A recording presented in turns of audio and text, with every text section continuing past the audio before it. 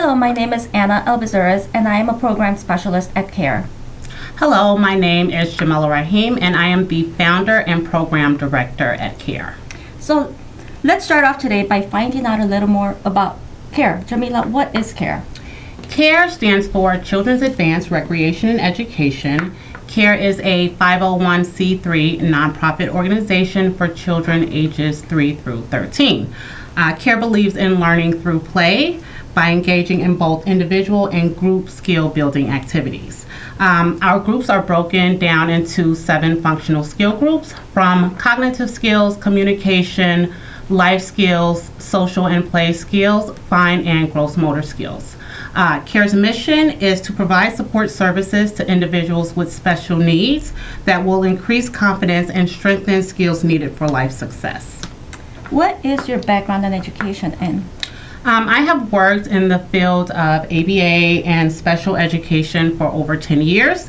I've worked in residential settings, home settings, and classroom settings. I've worked with children with disabilities from ages 2 to 18 years old, with a variety of disabilities from autism to ADHD to ADD to emotional behavior disorders and Down syndrome. The list goes on and on. I currently hold a master's degree in special education. I have a bachelor's degree in psychology. I currently work as a behavior therapist in the homes, and I am seeking my board certification as a behavior analyst.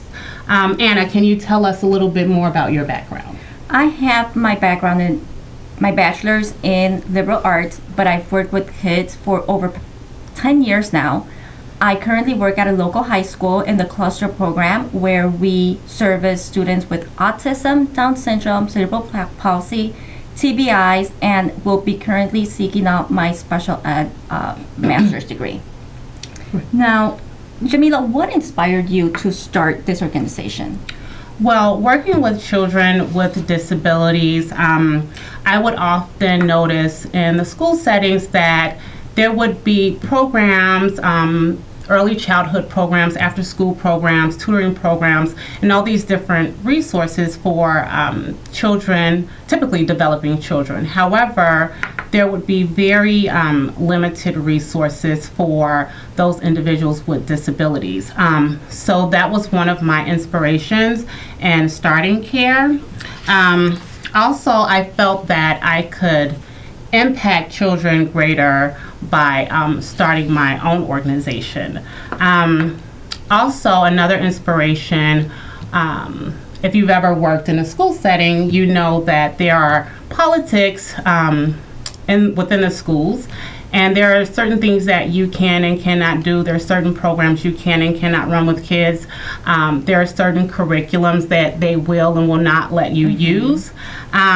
So I felt that starting a organization, I wouldn't have as many restrictions. I also felt that the nonprofit piece was a very important aspect, and that for instance, children, parents with children of autism spend $17,000 more a year on their child versus a typically developing child. So how are your programs at CARE ran? Well, actually that depends on the time of year. Right now we are in our summer day camp programs. Our summer programs are all group-based. The summer programs start at 9 a.m. and they end at 5 p.m. They are Monday through Friday. Each activity is 1 hour long. This gives us sufficient time to get the kids settled down and interacting with us in the different activities. Our summer programs are very structured, as many children with disabilities need a structured environment with a routine. We begin at 9 a.m. greeting the children, having them greet one another, and starting what we call calendar time. With calendar time, the kids really engage in this.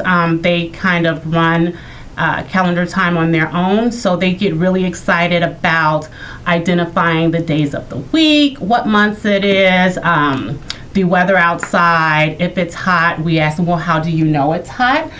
So they will, pick out a sun or rain or whatever it may be for that day. They also enjoy doing the holidays, and birthdays are really big with the kids. We then move into our fine motor skills group. We like to start with the fine motor skills because this is the skill group that is typically more challenging for children. Fine motor skills work with small muscles, which is often the hands. Children really have difficulty with this, so we try to get that out of the way first thing in the morning as they are more alert at first thing in the morning. So next we move into our gross motor skills group. This involves large muscle movements, and it helps build stability and coordination. At 11 a.m. we then go into our physical education group. This usually involves some sort of sport activity, whether it is indoors or outdoors. So kind of depending on the weather, we do a sport activity inside or outside. After our physical education activity, we then move into our lunch and free time hour. This gives children the opportunity to choose what activities they would like to engage in. Next, following lunch, children go into a cognitive activity. This gives them time to settle down from a very busy lunch. Cognitive skills work on mainly academic skills. So reading, math, science, history, things of that nature. Next, after exercising their brains, we want to kind of get them up and active again. So we move into our social play skills group. Here the kids learn to engage with one another. They learn to take turns. They learn how to win. They learn how to accept losing. And they just learn how to play with their peers. Following our social play skills group, we move into our life skills group.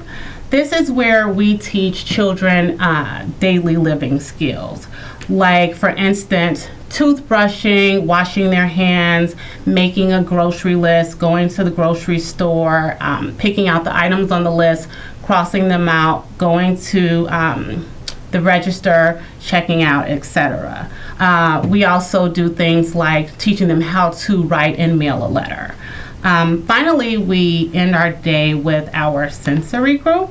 This is where children learn about the 5 senses, so seeing, smelling, tasting, hearing, touching. We feel that it's important for them to know how to identify and process these senses. You just described what a summer program looks like. How about the rest of the year? Well, we do offer winter and spring break camps. These are also set up similar to our summer day camp. So this is Monday through Friday, 9 to 5 as well. During the remainder of the year, we dedicate 1 month to each one of the skill groups that I mentioned earlier. So for example, November may be communication skills. During that entire month, we dedicate that time to only communication skills. The groups are for 5 to 7 children. We do 2 groups. We do a group at 3 to 4 p.m. and we also do another group from 4 to 5 p.m. We also offer individual sessions. With the individual sessions, the parents can choose which skill they would like their child to work on. So although we may be working on communication skills in the month of November, a parent may feel as though they would like their child to work on life skills, that's really important to them, and that the child is not able to do certain life skills at home. That is totally up to the parent. Individual sessions are really good for children who maybe don't need as much work on social interaction and peer interaction, but may need more individualized support and may possibly do better in a one-on-one setting. After our individual sessions, we also offer our family sessions. This session is where the families, siblings, caregivers, etc., come into our location and engage in activities with the child. This gives parents the time to ask any questions they have about how we are implementing activities and what may work best for them. Again, this is something that parents can choose. This is also something that parents can do at home with either other family members, cousins, etc. Last, we offer home visits. Home visits are for families that may not have the time to actually drive to our location, or maybe they feel that they want the session to take place in an environment where their child may be familiar with. With the home visits, the staff actually goes into the home and works with the child one-on-one. Again, all of these sessions are 1 hour long. With the home visits, parents are able to engage with the child and the staff with the activity, or they can just let the staff work with the child. If I'm interested in one of these sessions, how do I enroll my child, and what is the enrollment process like? If you are interested in enrolling in any of our services, you will first need to email us at info@spectrumtoystore.com. That is info@spectrumtoystore.com. We will then email you our enrollment packet that will ask about your child, their disability, their strengths, and their skill deficits. The enrollment packet is just for us to learn a little bit more about your child. Once we have reviewed the enrollment packet, we set up a time for your child to come out and be assessed.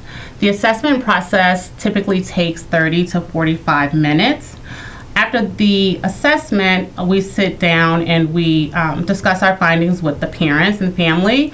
And at that point, we give a recommendation on whether we think that a group session or individual sessions would be better for that child. However, it is ultimately the parent's decision if they would prefer a individual session versus a group session. At that point, we have parents sign over and send the agreement forms, and we request the vaccination. So the entire process takes several days. Jamila, you mentioned that you were not only the owner of care, but also the director of programs. What does the director of programs do? As the director of programs, I am responsible for creating the activities that will facilitate and developing those skills. I only select activities that are evidence-based and have been scientifically proven to strengthen those skills. I'm also responsible for making sure that the staff is properly trained to implement the activities. So we will typically go over activities daily before we have the staff work on them. All of the children at care are familiar with me, so I do work with them weekly, and we are on a first name basis. So, yeah. Can you please explain now the role of the program specialist? The program specialist actually has direct contact with the child and works on activities with them daily. These are the kids, they see the staff every day. They have relationships with the staff. So the program specialist actually carries out the activities.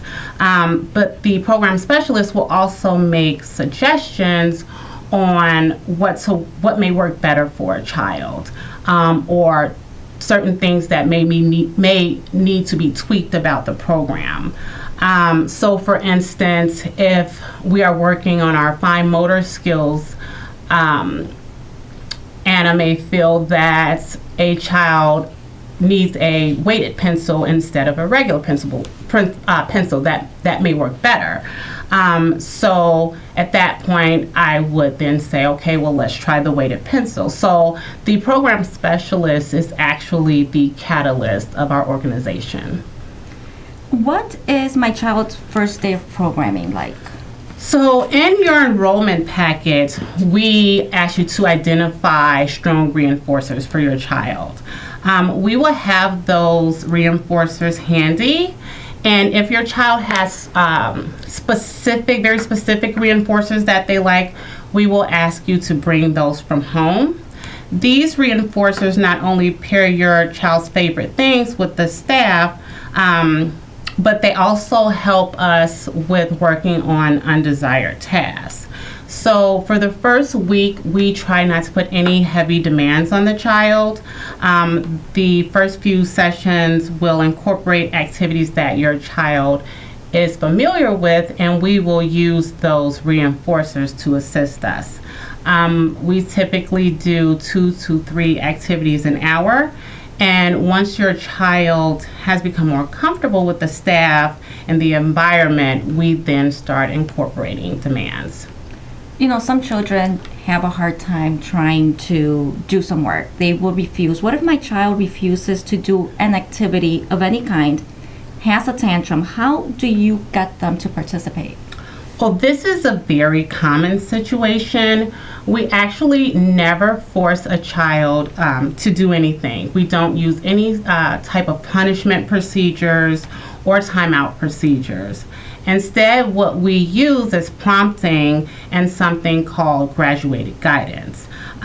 We will use prompting as much as necessary, but as little as possible. So with graduated guidance, say for instance, Johnny decides, hey, today I don't want to partake in cutting out shapes. So we will do something like, okay, Johnny, well, I'll cut out the shapes for you. Can you touch my hand while I cut out the shapes? So we then have Johnny touch our hand, but we're doing all of the work. We're still giving lots of positive reinforcement. Way to go, Johnny. Nice touching my hand. Let's keep going. At that point, we will say, oh, Johnny, can you put your hand in the hole of the scissors? We'll have Johnny do that. Still, we're giving lots of reinforcement. Way to go. You're cutting. All the other kids are cutting. You're awesome. From that point, we may say, okay, can you put your other finger in the hole and cut? And we still have our hand there. Johnny's still cutting away, and we're giving all that reinforcement. Way to go, Johnny, you rock. So at that point, what we do is we start fading back the physical prompt. So before you know it, Johnny is cutting on his own. He doesn't even realize that he went from refusing to cut to now he's cutting. This actually works a lot with children. Now, do you accept children with behavior problems such as physical aggression? Yes, we do. Our staff comes from a very diverse background and are properly trained to deal with children with problem behaviors. However, this does depend on the severity of the problem behaviors and the type of behaviors. We do try our best to accommodate every child, and therefore in some cases we may actually recommend a individual session versus a group session to give that child extra support. What exactly are problem behaviors? Problem behaviors are behaviors that interfere with a child's learning experience. Problem behaviors can range from hitting, fighting, kicking, tantruming, property destruction, scratching, etc. Oftentimes, children will use this as a means to escape a task, get attention, gain access to a preferred item, or automatic reinforcement. And automatic reinforcement is, for example, a kid might bite down on their hand. Well, this actually feels good to that child, so that is why they do it. What if my child is not potty trained? Of course, it is easier on both parties if the child is potty trained. However, it can be more difficult to train children to use the toilet who have special needs. Therefore, we do accept children that are not potty trained. We just ask the parents to bring the materials that they use at home. So if they use pull-ups or diapers, we do ask that the family provides that. Now, my child has issues with separating from me. How do you handle that? This is also very common and a very natural process. Kids do have issues sometimes leaving a familiar environment and then coming into an unfamiliar environment. And oftentimes it is just as hard for the parents as it is for the child. We do ask that parents bring their kid and leave them as soon as possible. If your child is one of those children that has issues with separation, we ask that you do that. The long goodbyes can sometimes exacerbate the problem. So in situations like that, again, those highly preferred reinforcers are very important.